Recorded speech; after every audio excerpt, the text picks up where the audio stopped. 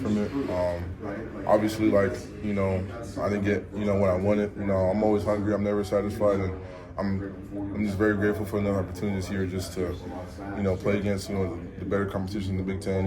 As you see, like we're playing Ohio State, Indiana, the better teams in the conference. So I'm just excited, for another opportunity.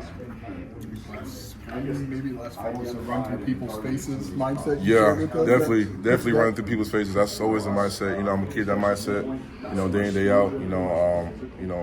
Just never giving a player a break. Obviously, like just always having that consistent motor. And then I'm ready for this year. Just another year running through people's faces. When you decided to come back, who was your first call in the football facility, and how did you kind of break that news to people?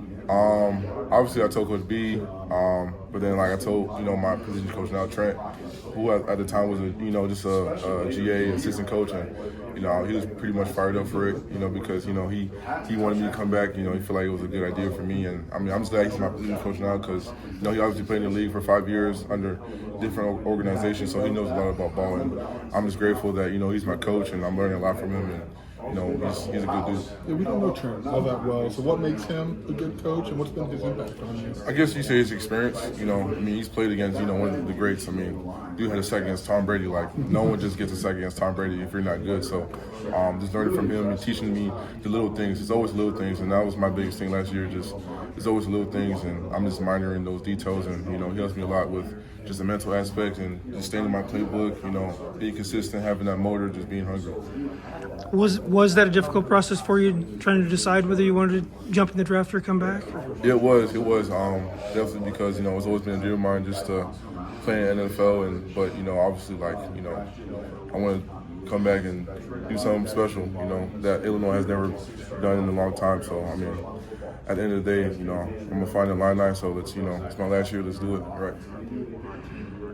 Tell me about the outside linebacker room. Who are some of the other guys you're looking to maybe take a jump this spring? Yeah, Joe Barna. He's a freshman last year, true freshman. Playing some games. I'm expecting a lot from him, and he's developing. He's learning a lot. From me, Alec Bryant. Leon. I'm expecting good things from him, and obviously, we got Eric Gell just coming in as a true freshman. JoJo Hayden.